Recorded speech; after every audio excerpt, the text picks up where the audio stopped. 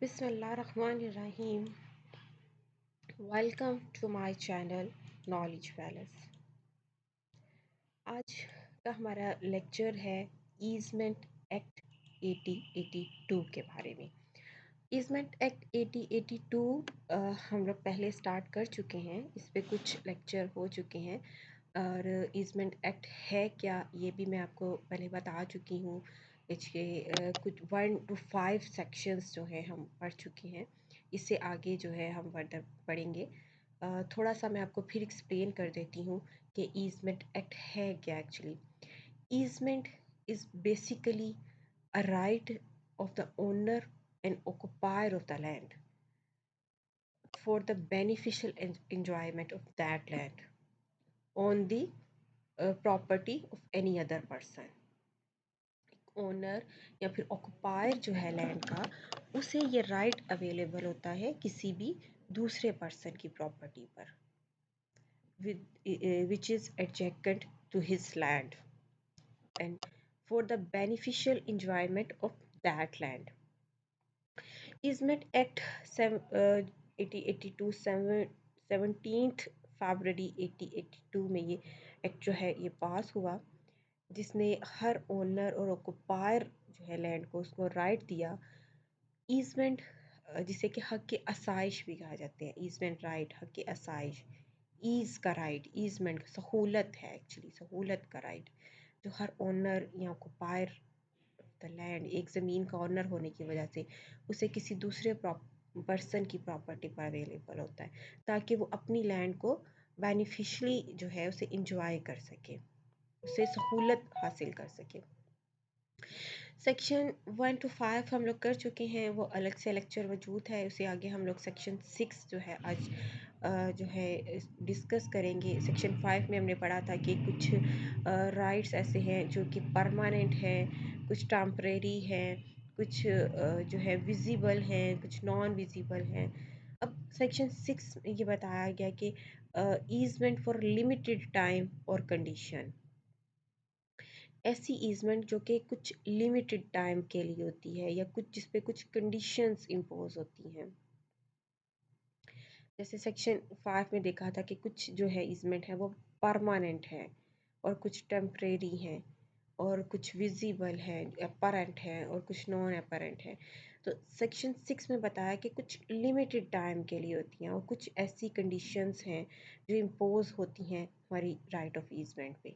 अभी हम सेक्शन 6 देखते हैं, इसकी रीडिंग करते हैं क्या इसमें बताया गया। An easement may be permanent or for a term of year, easement जो है परमानेंट होती हैं, उस वो तो बस कंटिन्यूसली जो है हमें अवेलेबल होती हैं, उसमें कोई रुकावट नहीं होती।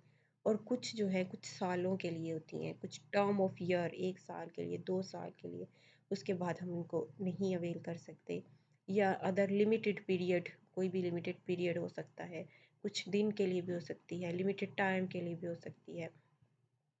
और सब्जेक्ट टू पीरियोडिकल इंटरप्शंस, कुछ ऐसी ईजमेंट है जिन पे पीरियोडिकल इंटरप्शंस है, लाइक हमें राइट अवेलेबल था कुछ अर्सा के लिए, फिर दरमियान में गैप आ गया, उसके बाद फिर वो राइट मिल गया, इस तरह से भी ईजमेंट राइट्स उसमें कुछ पीरियोडिकल इंटरप्शंस मौजूद हैं।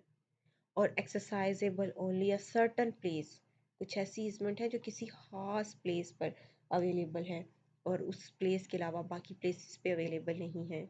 और अ सर्टन टाइम, कुछ ऐसी ईजमेंट है जो कुछ वक्त के लिए अवेलेबल है, उस वक्त के अलावा अवेलेबल नहीं होती।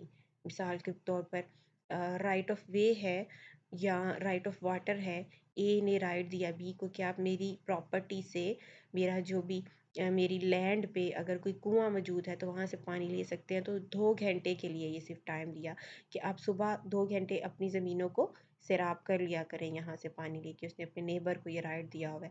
तो वो राइट जो है सर्टन टाइम के लिए होगा। कुछ जैसे कि ऊपर यहाँ पे हमने देखा कि पीरियोडिकल इंटरप्शन भी मौजूद होता है और कुछ टर्म ऑफ ईयर्स के लिए और ओनली अ सर्टन प्लेस और सर्टन टाइम्स के लिए। तो वो परमानेंट नहीं होता, टाइम दिया कि इतने टाइम के लिए, या बिटवीन सर्टन आवर्स हो गया, 2 आवर्स के लिए राइट, 2 घंटे के लिए सुबह अवेलेबल है, 2 घंटे के लिए शाम को, लेकिन कंटिन्यूसली 24 आवर्स के लिए वो अवेलेबल नहीं है और फॉर अ पर्टिकुलर पर्पस। अब वो देखें कि राइट ये दिया कि उस ज़मीन को सैराब किया जा सकता है, तो वो पर्टिकुलर पर्पस के लिए। अब ये तो नहीं कि हर मकसद के लिए वहाँ पे अपने जानवरों को भी ला के तो वहाँ से जो है उसको पानी पिलाया जा रहा है। वो तो जस्ट एक पर्पस क्या था, ज़मीनों को सैराब करना, तो सिर्फ उस पर्पस के लिए अवेलेबल है, हर पर्पस के लिए नहीं। या ए ने राइट दिया कि बी को कि अगर ए जो है ए और बी की ज़मीन है जो कि एडजेकेंट है, और बी के पास दूसरा रास्ता भी मौजूद है जाने के लिए, लेकिन वो एक लंबा रास्ता है, तो बी को ए ने ये राइट दिया कि इमरजेंसी में तुम मेरे घर से गुजर के जा सकते हो, शॉर्टकट है, तो ये सिर्फ पर्टिकुलर पर्पस होगा, हमेशा वो उसके घर से नहीं गुजर जा सकता। और on condition that it shall commence और बिकम वॉइड और voidable on the happening of a specified event or the performance of non performance of a specified act।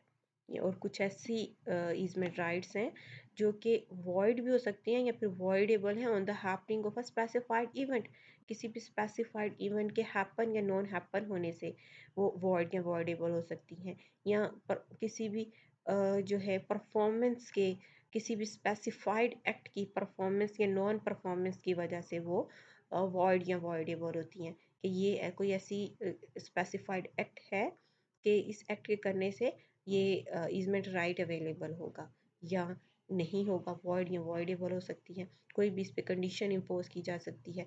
तो इस तरह से डिफरेंट किस्म के जो राइट्स हैं, राइट्स ऑफ ईजमेंट जो है अवेलेबल होते हैं। आगे हम इसकी एग्जांपल्स भी देखेंगे तो आपको ये क्लियर हो जाएगा। सेक्शन 7 जो है उसके बाद है easement restrictive of certain rights, ऐसी ईजमेंट जो कुछ राइट्स को रिस्ट्रिक्ट कर देती है, महदूद कर देती है।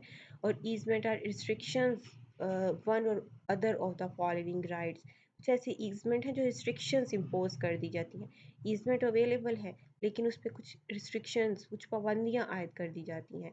फॉर एग्जांपल यहाँ पे क्लॉज ए है, exclusive right to enjoy, enjoy करने का एक्सक्लूसिव राइट अवेलेबल है। वो किस तरह से, the exclusive right of every owner of the immovable property subject to any law for the time being in force to enjoy and dispose of the same and all products thereof and accessions thereto। Her owner जो है movable property का, उसका ये right है कि अपनी property को पूरी तरह से इंजॉय करे, या उसको चाहे तो उसको डिस्पोज ऑफ कर दे, या जितनी भी प्रोडक्ट है उसकी अपनी जो इसके अपनी लैंड से जो है उसका ताल्लुक़ है, जिसका भी उसकी लैंड से जुड़ी हुई है जो भी चीज़, उसको मुकम्मल तौर पर उसे इंजॉय कर सकता है या फिर उसको डिस्पोज ऑफ कर सकता है, उसका कंप्लीट राइट है। लेकिन उस राइट के साथ कुछ लिमिटेशंस, कुछ रिस्ट्रिक्शंस भी इम्पोज की गई हैं, वो ये है subject to any law for the time being in force. जो भी लॉ जो है कुछ लिमिटेशंस अगर इम्पोज कर रहा है तो वो लिमिटेशंस का हिस्सा होते हुए वो अपनी लैंड को इंजॉय कर सकता है, लेकिन वो लिमिटेशन जो है वो उसको फॉलो करना ज़रूरी है। जैसे कि किसी का भी ये राइट है कि वो अपनी प्रॉपर्टी को इंजॉय कर सकता है, लेकिन लॉ ये कहता है कि वो अपनी प्रॉपर्टी पे ऐसा काम नहीं करेगा कि उससे एयर जो है पोल्यूटेड हो जाती है, हवा गंदी हो जाती है, तो ये उस पर लिमिटेशंस जो है इम्पोज की गई हैं। इस तरह से हमारे पास क्लॉज बी है, right to advantages arising from situations. अब कोई ऐसा एडवांटेज जो हमें अराइज हो रहा है उसका भी, उस पर भी राइट है। For example, the right of every owner of the immovable property subject to any law for the time being in force। ये जहाँ पे ये आ जाता है ना ब्रैकेट में, subject to any law for the time being in force, इसका मतलब है कि जो लॉ उस वक्त एप्लीकेबल है, वो लॉ अगर कोई पाबंदी लगा रहा है, कुछ रिस्ट्रिक्शंस लगा रहा है, तो उसको फॉलो करना ज़रूरी है। इंजॉय तो कर सकते हैं लैंड को, लेकिन उस लॉ के अंदर रहते हुए, लॉ को क्रॉस करते हुए नहीं इंजॉय कर सकते। तो हर ओनर जो है मूवेबल प्रॉपर्टी का, उसके पास राइट है कि वो इंजॉय करे without disturbance by another the natural advantages arising from its situation। तो हर ओनर जो है मूवेबल प्रॉपर्टी का, उसके पास राइट है कि अगर उसे कोई एडवांटेजेस वगैरह मिल रहे हैं तो वो जो है गेन कर सकता है, लेकिन लॉ, जो जो भी लॉज उस वक़्त मौजूद हैं, उन लॉ के अंदर रहते हुए लिमिटेशंस को क्रॉस नहीं करेगा। अपने लॉ के अंदर रहते हुए जो है वो अपनी लिमिटेशन को क्रॉस किए बगैर एडवांटेजेस जो हैं वो अवेल कर सकता है। अब एक बंदे का राइट है कि वो अगर उसको प्रॉपर्टी को सेल करना चाहता है, उसे कोई एडवांटेज लेना चाहता है तो ले सकता है, लेकिन उस वक़्त कोई ऐसा लॉ एप्लीकेबल है कि प्रॉपर्टी की सेल और परचेज़ पे पाबंदी है, तो फिर वो ये राइट जो है अवेल नहीं कर सकता। अब एक पर्सन का राइट है कि वो कोई भी फसल काश्त कर सकता है, लेकिन कोई ऐसी फसल जिसकी काश्त जो है उस पे पाबंदी लगाई गई है, तो उस वो काश्त जो है वो नहीं लगा सकता, काश्त कर सकता। तो इस तरह की रिस्ट्रिक्शंस जो हैं वो इम्पोज की गई हैं, तो लॉ का हिस्सा होते हुए लॉ को क्रॉस नहीं कर सकता, उनको जो है किसी भी मिसयूज़ नहीं कर सकता। तो लॉ का हिस्सा होते हुए वो एडवांटेजेस जो है कोई भी पर्सन वो अवेल कर सकता है। अब इन्हीं यही जो हमने सेक्शन 7 पढ़ा है, इसी को मज़ीद जो है इलस्ट्रेशन से जो है इसको क्लियर किया गया है, वो भी हम देखते हैं। The exclusive right of every owner of the land in a town to hold on such land subject to any municipal law for the time being in force. अब कोई पर्सन है, उसकी लैंड है, वो ओनर है किसी land का, और वह वो किसी भी टाउन में उस पे वहाँ पे कंस्ट्रक्शन करना चाहता है, किसी भी टाउन में उसकी लैंड है और वहाँ पे कंस्ट्रक्शन करना चाहता है, तो उसका अपना राइट है कि वो कंस्ट्रक्शन कर सकता है, लेकिन कंस्ट्रक्शन करते हुए म्यूनसिपल लॉ को फॉलो करना ज़रूरी है। वो म्यूनसिपल लॉ के अगेंस्ट जाके कंस्ट्रक्शन नहीं कर सकता। अगर म्यूनसिपल लॉ के कुछ रूल्स जो हैं उनको फॉलो करना ज़रूरी है, जिस तरह से घरों के मैप को फॉलो करना ज़रूरी होता है, या म्यूनसिपल लॉ जो भी वहाँ पे एप्लीकेबल है उसको फॉलो करते हुए वो कंस्ट्रक्शन कर सकता है, लेकिन सब्जेक्ट होते हुए म्यूनसिपल लॉ का। इसी तरह से है कि क्लॉज बी है, the right of every owner of the land that the air passing thereto shall not be unreasonably polluted by the other person. अब हर इंसान का ये राइट है कि वो ऐसे इस तरीके से कंस्ट्रक्शन, अगर कोई ओनर है लैंड का, तो उसका ये राइट है कि उसकी उसका जहाँ पे उसने उसकी रिहाइश है या जहाँ पे भी उसकी लैंड है, वहाँ पे उसके जो एयर उसे मिल रही है, फ्रेश एयर, कोई दूसरा पर्सन जो है उसकी उसे पोल्यूटेड ना करे, उसे गंदा ना करे। तो हर इंसान का ये राइट है कि वो उसे फ्रेश एयर जो अवेलेबल हो। तो ये उस पे कुछ रिस्ट्रिक्शंस जो हैं हर इंसान पे इम्पोज की गई हैं। इसी तरह से क्लॉज सी है, the right of every owner of the house that is that his physical comfort shall not be interfered with materially and unreasonably by noise or vibration caused by any other person। अब हर owner है जो house का owner जो है, उसका ये right है कि फिज़िकली वो उसको कंफर्ट हासिल हो, फिज़िकली कंफर्टेबल हो, कोई उसे इंटरफेयर ना करे उसके कंफर्टेबल में मटेरियली, या रीज़नेबली कोई इसको डिस्टर्ब ना, अनरीज़नेबली उसको डिस्टर्ब ना करे, किसी की भी किस्म की नॉइज़ और किसी भी किस्म की वाइब्रेशन जो है कोई किसी दूसरे पर्सन की वजह से ना हो और उसे जो है डिस्टर्ब ना किया जाए। तो ये फिज़िकल कंफर्ट जो है हर पर्सन का जो है बेसिक जो है वो राइट है, ये राइट ऑफ ईज़मेंट है। अभी देखिए जैसे हम लेक्चर डिलीवर कर रहे हैं तो बाहर कुछ लोगों का शोर है, तो ये हमारा राइट है कि हमें कोई इस तरह से डिस्टर्ब ना करे, तो हम इस तरह से नॉइज़ को जो है रोक सकते हैं। इसी तरह से आगे डी है, the right of every owner of the land to so much light and air as pass vertically thereto. अब ओनर जो है, हर घर का जो ओनर है, उसका ये राइट है कि उसे फ्रेश एयर अवेलेबल हो, तो उसकी उस फ्रेश एयर को कोई नहीं रोक सकता। कोई ऐसा नहीं कर सकता कि उसकी जो विंडोज़ वगैरह हैं उसको आगे दीवार खड़ी कर दे और उसकी फ्रेश एयर या फ्रेश लाइट को रोक दे। तो इस तरह से उसके राइट को कोई नहीं रोक सकता, हर पर्सन का ये राइट है। फिर उसके बाद हमारे पास क्लॉज ई है, the right of every owner of the land that such land in its natural condition shall have the support naturally rendered by the subjected and adjected soil of another person. अब हर owner का ये right है कि उसकी natural condition है हर land की, कि उससे सपोर्ट हासिल हो, उसकी साथ वाली उसके साथ जो एडजेक्टेंट है जो प्रॉपर्टी या सॉइल, तो उसे उससे सपोर्ट हासिल हो। अब जैसे कि कंस्ट्रक्टेड है घर है, कंस्ट्रक्शन हम करते हैं तो हमारे हर घर के साथ एक दूसरा घर जो है एडजेक्ट होता है। तो हमारा ये राइट है, तो हमें हमें घरों से बाकी जो हमारे नेबर के घर हैं उनसे सपोर्ट हासिल हो। जैसे कि एक हर पर्सन के राइट साइड पे भी एक घर मौजूद होता है, फिर उसके लेफ्ट पे भी, उसकी बैक साइड पे भी। फ्रंट पे नहीं होता क्योंकि फ्रंट से उसने गुजरने का रास्ता चाहिए होता है। अगर फ्रंट पे भी कोई घर बन जाए तो फिर उसका जो राइट ऑफ वे है वो ख़त्म हो जाएगा। तो इसी तरह से राइट पे भी हमें सपोर्ट हासिल होती है, लेफ्ट से भी किसी घर की सपोर्ट हासिल होती है, बैक से भी, जो भी घर एडजेकेंट है। तो इस तरह से वो हर पर्सन का, हर ओनर का ये राइट है कि उसे ये जो है नेचुरल सपोर्ट जो है ये हासिल हो। फर्दर जो है इसी को एक्सप्लेन किया गया है।